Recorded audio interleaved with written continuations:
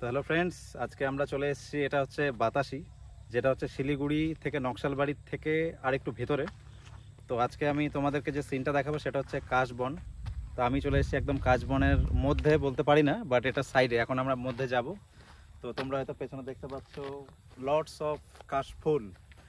তো এদিকেও আছে, যেটা হচ্ছে মানে দেখতে খুব এক্সাইটেড লাগছে। নদীটা হয়তো পার হওয়া যাবে না বিকজ জলটা অনেকটা বেশি, বাট তোমরা তো দেখতে পাচ্ছ কাশবনটা মানে এতটা ঘন, হয়তো কাশবন আমি কোনো দিনও কোথাও দেখিনি। তো চলো গাইস, কাশবনটা তোমাদের ট্যুর করাই আর তোমরা এনজয় করো ভিউটা। চলো, লেটস গো।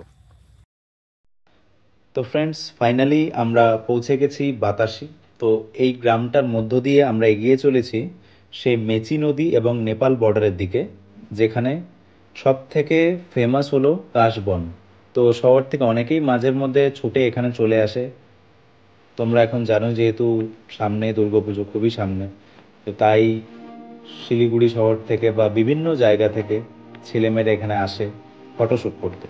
তো আমরা যাচ্ছি, তোমরা গেলেই বুঝতে পারবে যে জায়গাটা কতটা সুন্দর। তো মাঝের মধ্যে আমরা সেই গরুর ভিড়ে আমরা আটকে পড়ছি, যেহেতু বিকেলের টাইম, সবাই গরু নিয়ে বাড়ি যাচ্ছে, তাই আমরা মাঝের মধ্যে আমরা আটকে যাচ্ছি।